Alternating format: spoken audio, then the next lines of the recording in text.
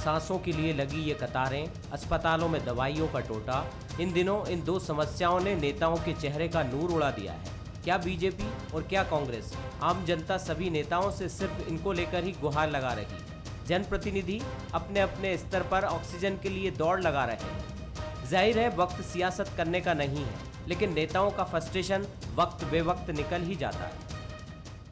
कि प्रदेश के मंत्री खुद विज्ञापन दे रहे हैं, डॉक्टरों की भर्ती के लिए वेतन की बात कर रहे हैं, उनके भोजन रहने के इंतजाम की बात कर रहे हैं। यदि यह सब सरकार ने किया होता तो मंत्रियों को इस तरह के विज्ञापन देने की आवश्यकता न पड़ती। प्रदेश के एक मंत्री तो ग्वालियर में जगह कर चुके हैं, अस्पताल के बाहर लोग के अस्पताल में लोगों को इलाज मिल पा रहा है कि नहीं, उसको लेकर टेंट लगा के बैठे। तो यह स्थिति जब मंत्रियों की है तो प्रदेश की आम जनता की स्थिति समझी जा सकती है कि जो भी इसकी कालाबाजारी करेंगे, रेमडेसिविर इंजेक्शन को यदि ज़्यादा में बेचेंगे, उसकी ब्लैक मार्केटिंग करेंगे तो उसको रासुका लगेगी। ऑक्सीजन को लेकर तो हमने मध्य प्रदेश में ऑक्सीजन की कम खपत हो, उचित खपत हो, उसके लिए ऑक्सीजन का ऑडिट कराया है। मुझे बहुत प्रसन्नता है कि हम लगातार काम कर रहे हैं, पर चुनौती बड़ी है। राजनीतिक बयानबाजी अपनी जगह है, लेकिन ये संकट अचानक आया हो ऐसा भी नहीं है। पिछले 1 साल से महामारी चल रही है। कुछ समय के लिए जरूर इसका असर कम हुआ, तब सरकारों ने कोरोना के इंतजाम क्यों नहीं किए? अब जनता यही सवाल पूछ रही है कि उन्हें अपना जीवन बचाने ऑक्सीजन क्यों नहीं मिल रही है, रेमडेसिविर जैसे इंजेक्शन की कमी क्यों हो रही है, अस्पतालों में उन्हें बेड क्यों नहीं मिल रहे हैं।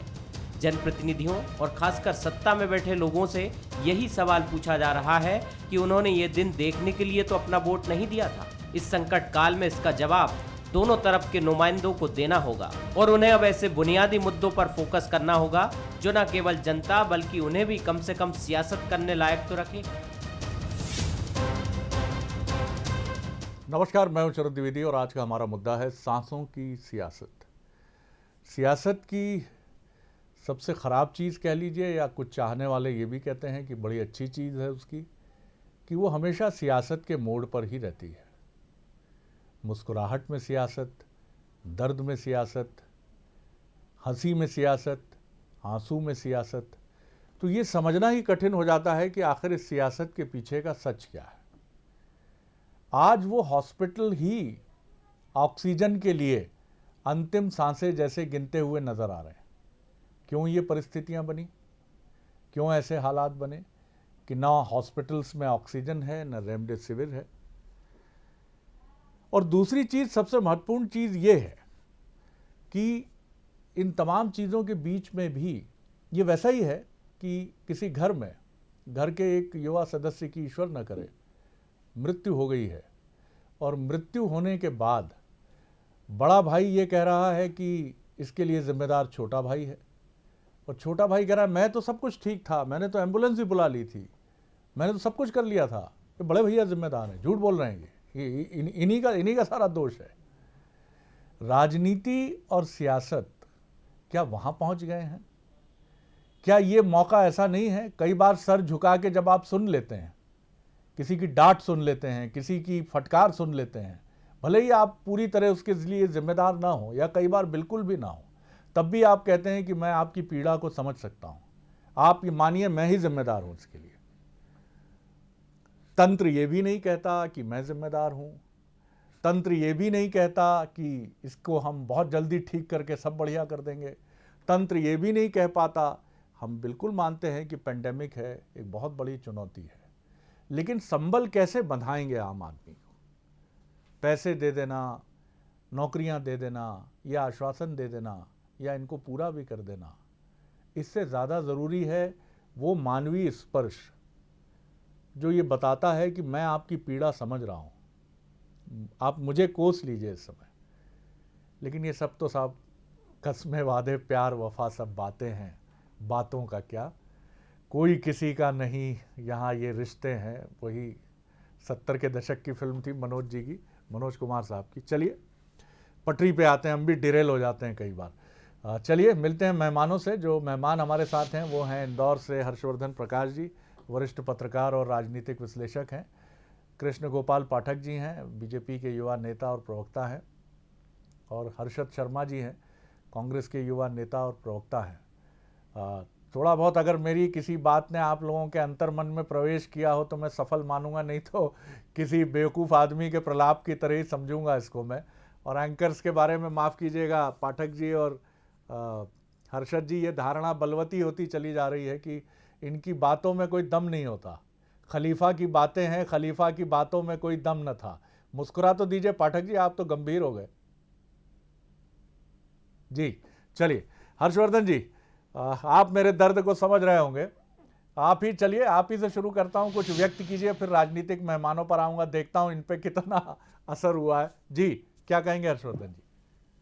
देखिए शरद जी, ये बीमारी जो है वो पास आने से फैलती है, लेकिन इस बीमारी से निपटने के लिए दूरदर्शी सोच नहीं थी तंत्र में शुरुआत से। पिछले साल भी बड़े पैमाने पे मरीजों की तादाद थी और कमी थी, बेड्स की कमी थी और हालात ठीक नहीं थे, लेकिन हमारे तंत्र ने लगता है कि इससे कोई सबक नहीं लिया। एक साल का अर्थ था जो कि सरकार चाहती और तंत्र चाहता तो ठीक कर सकता है चीजों को, लेकिन तैयारी बराबर नहीं हुई। और दूसरी बात यह है कि अभी पब्लिक का मोराल बहुत ज्यादा डाउन हो गया है और पॉलिटिकल कम्युनिटी उसका मोराल बूस्ट करने की कोई खास पहल करती नहीं दिखाई दे रही। मुझे लगता है कि जो आपने एक शब्द का इस्तेमाल किया अपने इंट्रो में, मानवीय स्पर्श, तो सियासत को दिखावटी चोंचलों से बाहर आके मानवीय दिखना होगा और मानवीय होना भी पड़ेगा। इसके साथ ही समाज के भी सभी लोगों को एक साथ आना होगा, तभी महामारी से हम लोग पार पा पाएंगे, वरना बहुत कठिन है डगर पनघट की। बिल्कुल आपने सही कहा। और एक बार मैंने लाल बहादुर शास्त्री जी के पुत्र सुनील शास्त्री जी का इंटरव्यू किया था, तो उन्होंने बड़ा दिलचस्प किस्सा मुझे बताया था कि 18 साल के पहले ही उन्होंने अपना लाइसेंस बनवा लिया और नादानी में रात को जब शास्त्री जी घर लौटे तो उनको बता भी दिया। तो सुनील जी ने मुझसे कहा कि जब बाबूजी गुस्से में आते थे तो तुम के बजाय आप बोलने लगते थे और बहुत चुप हो जाते थे। अब उनकी माताजी ललिता जी भोजन लेकर आई तो उन्होंने कहा आज भोजन नहीं करूँगा, प्रधानमंत्री आवास पर आज एक बहुत बड़ा अनर्थ घटा है, मेरे पुत्र ने बालिग ना होते हुए भी लाइसेंस बनवा लिया, तो भोजन करने का अधिकार तो मैं खो चुका हूँ। कल ये सब जब ठीक होगा तब तो ठीक होगा, लेकिन इतना बड़ा अनर्थ घट गया, मुझे बहुत पीड़ा है। और इतना कह के वो सोने चले गए। सुनील जी ने कहा कि मेरी माताजी भी दुख में डूब गई, मेरे लिए तो बहुत बड़ा झटका था ही, लेकिन एक इतनी बड़ी घटना पर चंद शब्दों में प्रतिक्रिया देकर एक व्यक्ति क्यों लाल बहादुर शास्त्री हो जाता है और क्यों आज हम उसको याद करते हैं और मैं ये बात बता रहा हूँ, तो ये सारी बातें हैं। कृष्ण गोपाल पाठक जी, मानवीय स्पर्श चाहिए, संवेदना चाहिए, कहीं त्रुटि हुई है तो स्वीकार भाव भी चाहिए कि हाँ त्रुटि हुई है, लेकिन हम इसको ठीक करेंगे, ये हमारी प्रतिबद्धता है। जी निश्चित तौर पर शरद जी, आज जो भी परिस्थितियां बन रही हैं, हमारा चाहे प्रदेश हो, चाहे देश हो, चाहे दुनिया हो, इस महामारी का जिस तरह से सामना कर रही हैं, यह अचानक आई हुई विभीषिका है जो 2020 में आई थी। पूरे 12 महीने हो गए पूरा देश इस महामारी से सफर कर रहा है, पूरे 12 महीने हो गए पूरा प्रदेश इस महामारी से सफर कर रहा है। और इन 12 महीनों में शरद जी, मध्य प्रदेश सरकार की ओर से हम ये बिल्कुल दावा नहीं करते कि सब कुछ ठीक है या हमने सब कुछ ठीक कर दिया है, लेकिन हम इतना जरूर मध्य प्रदेश की जनता को आपके चैनल के माध्यम से बताना चाहते हैं कि जितनी बड़ी चुनौती है, जितनी बड़ी जनसंख्या है, हम 140 करोड़ जनसंख्या वाले देश हैं, प्रदेश में ही लगभग 7.5-8 करोड़ आबादी वाली जनसंख्या जनता जनार्दन हमारे प्रदेश में निवास करती है। हमने उपलब्ध साधन संसाधनों से जो बेहतर हो सकता है वो सर्वोत्तम देने का मध्य प्रदेश की जनता को प्रयास किया है। निश्चित तौर पर हम बिल्कुल ये दावा नहीं कर रहे हैं कि मध्य प्रदेश में सब कुछ ठीक है, लेकिन मध्य प्रदेश की जनता को हम यह जरूर बताना चाहते हैं, चाहे ऑक्सीजन की उपलब्धता का मामला हो, अभी हाल ही में केंद्र सरकार ने 22 अप्रैल को 643 मीट्रिक टन प्रतिदिन ऑक्सीजन आपूर्ति स्वीकृत मध्य प्रदेश में की। और अगर हम कल की ही बात करें शरद जी, तो प्रदेश में 455.57 मीट्रिक टन ऑक्सीजन की आपूर्ति हुई है, यानी कि कल हमारे पास सरप्लस में ऑक्सीजन थी। जो कल का दिन निकला है वहाँ ऑक्सीजन की कमी नहीं थी। निश्चित तौर पर कई बार प्रबंधन को लेकर सवाल उठ सकते हैं, हम इससे भी मनाही नहीं कर रहे हैं। एक तरफ हमारे द्वारा संसाधन और सुविधाएं देने का मामला है, दूसरी तरफ उनको बेहतर प्रबंधन के माध्यम से अस्पतालों या मरीजों तक पहुंचाने का मामला है। ये दोनों पैरेलल व्यवस्थाएं हैं, निश्चित तौर पर कहीं गड़बड़ा सकती हैं, लेकिन मध्य प्रदेश की जनता जनार्दन को हम यह जरूर विश्वास दिलाते हैं। ये बताइए कृष्ण गोपाल जी, मैंने आज हमने देखे कुछ आपके, अच्छा लगा देखकर कि सरकार के कुछ मंत्री जो हैं और कुछ अधिकारी पीपीटी किट पहनकर कोविड पेशेंट से मिलने पहुंचे। ये बहुत ज़रूरी चीज़ है। तकनीक आज हमारे पास है ऐसी कि कोविड पेशेंट तक आप आसानी से पहुंच सकते हैं बिना प्रभावित हुए, लेकिन ये संख्या क्या आपको कम नहीं लगती है? क्या मध्य प्रदेश मंत्रिमंडल के कितने मंत्री हैं, वो फिगर आप मुझे बता सकते हैं कि कितने मंत्री पहुंचे अब तक कोविड सेंटर्स में अंदर जाके? क्योंकि मरीजों के उपचार से कहीं अधिक महत्वपूर्ण, खासतौर से उन मरीजों के लिए जो मानसिक संत्रास में हैं, मेंटल ट्रोमा में हैं, उन तक सरकार की तरफ से संवेदना और सांत्वना पहुंचना बहुत जरूरी है। देखिए शरद जी, निश्चित तौर पर मध्य प्रदेश के मंत्रीगणों की अलग अलग जिम्मेदारियां व्यवस्था के अनुरूप तय की गई हैं। अरविंद भदौरिया जी ऑक्सीजन के लिए लगातार मॉनिटरिंग कर रहे हैं अधिकारियों की टीम के साथ। वहीं प्रदेश के चिकित्सा स्वास्थ्य मंत्री लगातार विश्वास सारंग जी पूरे मध्य प्रदेश में मुख्यमंत्री जी के साथ और स्वास्थ्य मंत्री प्रभुराम चौधरी जी के साथ मिलकर काम कर रहे हैं। कल भी हमने देखा स्वास्थ्य मंत्री प्रभुराम चौधरी 1250 मैं सर कोविड सेंटर के अंदर तक जाने की बात कर रहा था, क्योंकि बात निर्मम आंकड़ों, माफ कीजिएगा मैं निर्मम आंकड़े बोल रहा हूं, आंकड़े सांत्वना नहीं देते पाठक साहब। ये कई बार परेशान करते हैं। बड़ी बड़ी धात्विक खनक जो होती है ना, जैसे एक मेटल की खनक होती है, हमने इतना कर दिया, इतना हो गया, इतना पहुंच गया, इतना आ गया, इसमें सांत्वना नहीं मिलती। बहरहाल मैं आऊँगा आपकी तरफ। हर्षद जी, आज उसी मानवीय संवेदना और मानवीय स्पर्श से आपकी टिप्पणी भी अपेक्षित है। अच्छा है दिल के साथ रहे पास बाने अक्ल, लेकिन कभी कभी ये बीजेपी और कांग्रेस भी छोड़ दे। जी बताइए। सर बिल्कुल मैं आपकी बात से सहमत हूँ और मुद्दा इतना गंभीर है शरद सर आज कि मैं आज यहाँ कांग्रेस के प्रवक्ता की तरह नहीं, एक आम नागरिक के प्रवक्ता की तरह बोलूंगा, लेकिन सरकार से सवाल तो होगा। देखिए एक पुराना गाना है, आपने सुना होगा, चिंगारी कोई भड़के, उसकी एक लाइन है जिससे मैं अपनी बात की शुरुआत करता हूँ कि मझधार में नैया डोले तो माझी पार लगाए, माझी ही नाव डुबोए तो उसे कौन बचाए। देखिए शरद सर, जब पिछले साल कोरोना की वार्निंग WHO ने दी, पूरा विश्व में हमने देखा कि कोरोना का क्या हाल है, तब जब सारे राज्य अपनी अपनी तैयारी कर रहे थे, तब आप देखिए कि मध्य प्रदेश में क्या हो रहा था। केंद्र सरकार मध्य प्रदेश में सरकार गिराने का वेट कर रही थी और उसके बाद देश में लॉकडाउन लगा ताकि चेन टूट सके।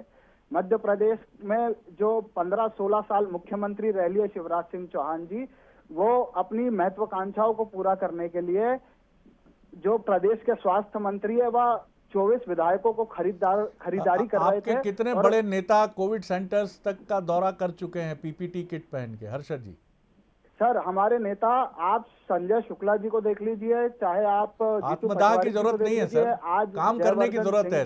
संजय जी से भी हमारा आग्रह है कि वो काम करें। अब उनके आत्मदाह करने से स्थितियां नहीं सुधरने वाली है।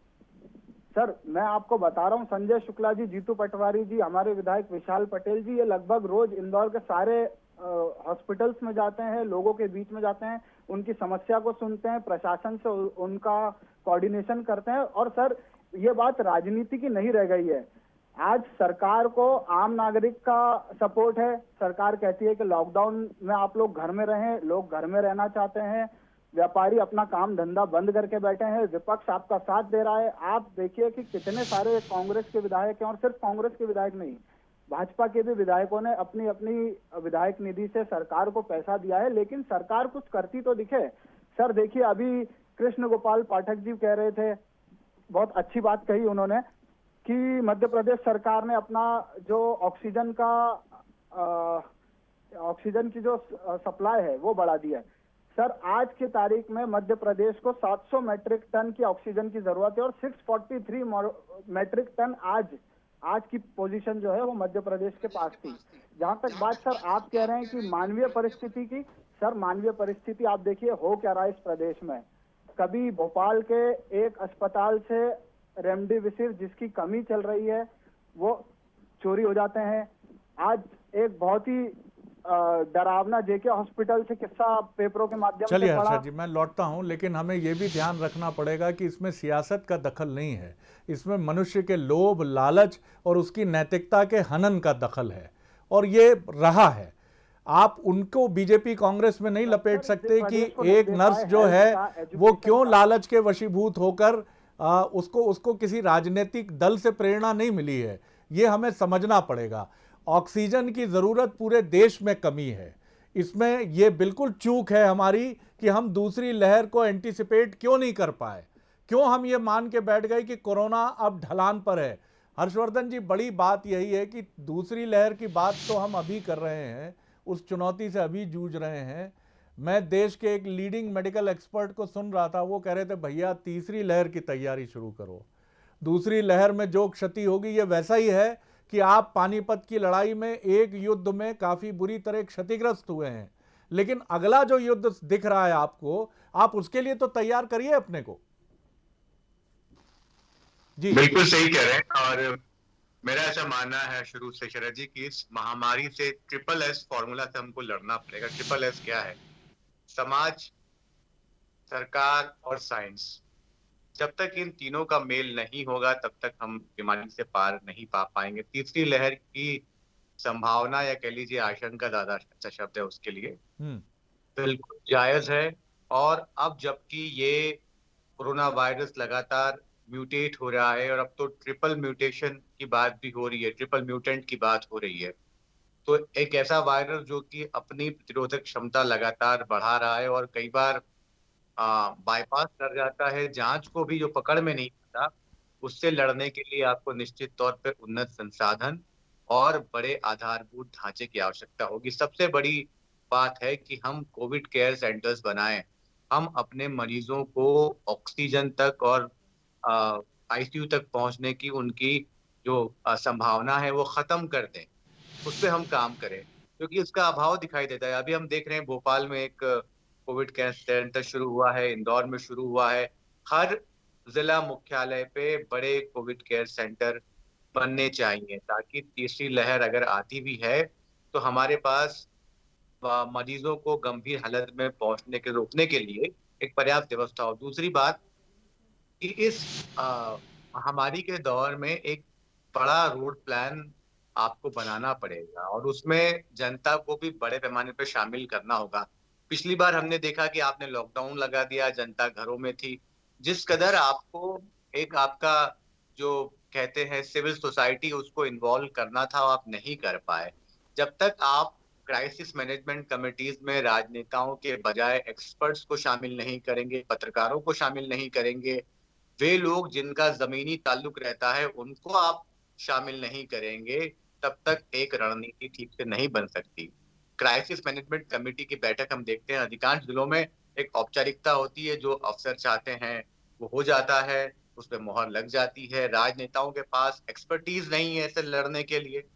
तो मुझे लगता है कि बड़े पैमाने पे एक प्लान बनना चाहिए और दिखावे की राजनीति के बजाय एक मानवीय स्पर्श की राजनीति हो तो हम जीत जाएंगे।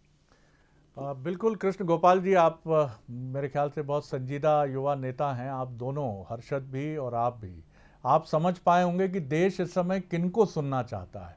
देश इस समय ICMR के हेड को सुनना चाहता है कि ये डबल म्यूटेंट और ट्रिपल म्यूटेंट है क्या साहब। ये एक वैज्ञानिक हमको समझा सकता है कि कैसे इससे बचना है या क्या सावधानी रखनी है। इस समय हमें देश के लीडिंग मेडिकल इंस्टीट्यूट के एक्सपर्ट्स को सुनना है। इस समय जो भी राष्ट्रीय मीडिया के जरिए, रीजनल मीडिया के जरिए सरकार की कोशिश होनी चाहिए कि राजनेताओं के बजाय ऐसे एक्सपर्ट्स के चेहरे टेलीविज़न पर या अखबार में या मीडिया में, सोशल मीडिया में ज़्यादा नज़र आएँ, जो हमें ये तो देखिए ये जानकारी हम तक पहुंच ही रही है कि कितने मीट्रिक टन ऑक्सीजन आ गई, क्या व्यवस्था कोविड सेंटर में है, लेकिन सबसे बड़ी चीज़ है कि मैं आखिर दूसरी लहर के लिए तैयार कैसे हूँ। जी पाठक साहब।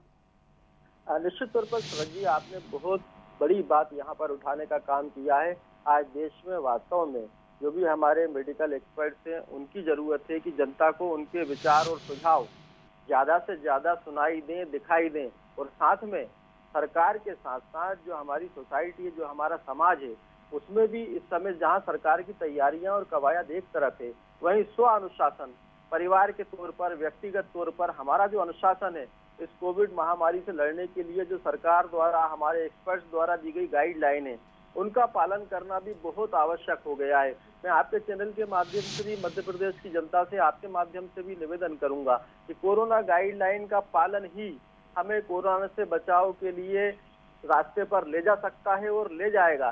सरकार निश्चित तौर पर तैयारियां कर रही है, तैयारियां बढ़ा रही है, लेकिन चुनौती भी बहुत बड़ी है।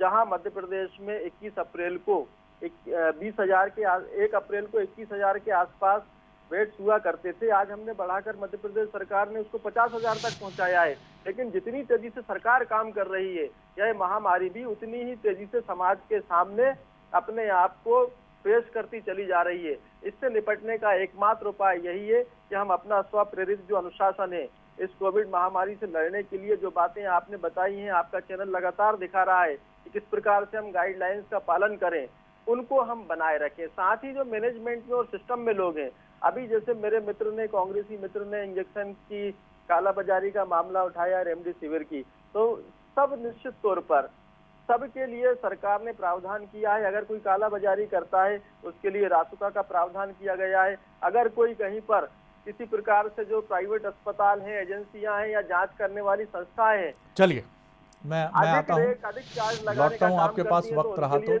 हर्षद जी, प्रावधान सरकार ने किया है। अच्छी एक बात जो मुझे लगी राहुल गांधी जी की, कि आलोचना का वो कर्कश राग उनकी तरफ से नहीं छिड़ा है इस संकट के समय में, जो बहुत ज़रूरी है। ये अच्छी बात है। छिटपुट आलोचना या मुद्दों पर आधारित आलोचना हमेशा स्वागत योग्य है और एक डेमोक्रेसी में उसका हमेशा वेलकम है और होता रहना चाहिए, होता रहेगा निश्चित तौर पर। लेकिन इस समय कर्कश आलोचना, निर्मम आलोचना का ये समय नहीं है।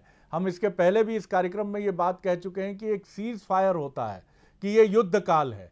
इस समय हम कंस्ट्रक्टिव आलोचना करेंगे और सुझावों के साथ सामने आएंगे। जी, आप अपनी बात कहें। सर, सबसे पहले तो मैं जो भाजपा के हमारे साथी हैं उनको जवाब देना चाहता हूं कि ठीक है, कालाबाजारी पर आपने रासुका की कार्रवाई का प्रावधान किया, इसका हम भी स्वागत करते हैं। लेकिन क्या सरकार को रेमडेसिविर, फेबीफ्लू, ऑक्सीजन, इसका इंतजाम आज से 1 साल पहले जब टाइम मिला था तब नहीं कर लेना चाहिए था? चलिए, और इसका जवाब देना चाहूंगा, हमसे जो गलती हो गई, बिल्कुल आपके पास आऊंगा पाठक, बोल लीजिएगा, आप अपने टाइम में बोल लीजिएगा। बिल्कुल, मेरी बात सुनिए। अब बात मैं सुझावों की करता हूं। सर, शरद सर, आपने कहा राहुल गांधी जी। सर, राहुल गांधी जी फरवरी से कह रहे थे, फरवरी 2020 से, कि एक सुनामी आने वाली है। आज उसको हाई कोर्ट ने उनकी बात को रिपीट किया है कि ये सुनामी है और इस सुनामी को हम नहीं रोक पा रहे हैं। सर, बात करते हैं सुझावों की। राहुल गांधी जी ने जब कहा कि स्पुतनिक के इंजेक्शन का इंपोर्ट हमें अलाउ कर देना चाहिए, तो सरकार ने राहुल गांधी जी का मजाक उड़ाया, कहा कि ये अपनी कमीशन खोरी कर रहे हैं, ये लॉबिंग कर रहे हैं। ये सरकार का जो एटीट्यूड है, भारतीय जनता पार्टी के नेताओं का जो एटीट्यूड है, इसके कारण प्रदेश की और देश की जनता को नुकसान उठाना पड़ रहा है। अब मैं आपके माध्यम से सरकार को कुछ सुझाव दे देना चाहता हूं, ताकि जिसकी बात हर्षवर्धन जी कर रहे हैं, जो हमारी तीसरी वेव आ रही है, जो दूसरी वेव से हम गुजर रहे हैं, उसमें सरकार को क्या तैयारी कर लेनी चाहिए। देखिए, जहां तक बात सुझावों की है, कमलनाथ जी ने भी कहा कि मालनपुर में जो एक बंद ऑक्सीजन प्लांट पड़ा है उसको खोल देना चाहिए। उससे 90 मेट्रिक टन ऑक्सीजन हम प्रदेश के लिए और प्रोवाइड करवा पाएंगे। ये हमारा एक सुझाव है जो पूर्व मुख्यमंत्री जी ने दिया, इसको आप स्वीकार करिए।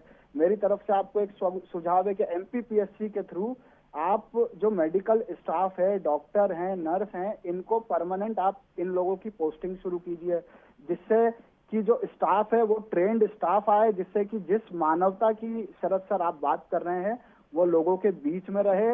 क्योंकि हॉस्पिटल में कई जगह से, मैं क्षमा चाहूंगा ये बात मैं कह रहा हूँ लाइव टीवी पर, लेकिन कई जगह से ये रिपोर्ट आई है कि जो वहां पर मेडिकल स्टाफ है वो प्रोफेशनली बिहेव नहीं करता है पेशेंट के साथ, और उसके कारण पेशेंट जो पैनिक करता है उसके कारण उसको बहुत नुकसान उठाना पड़ता है। मैं अपने परिवार में पर्सनल क्षति इस कारण से भुगत चुका हूं। तो ये जो ट्रेनिंग है स्टाफ की, ये सरकार को करनी चाहिए। और अंतिम बात जो मैं ये कहना चाहता हूं कि सरकार को अब ये राजनीति छोड़ देना चाहिए। सरकार को सबको एक टीम की तरह लेकर काम करना चाहिए। मैं एक बहुत छोटा सा अदना सा कार्यकर्ता कांग्रेस का हूं।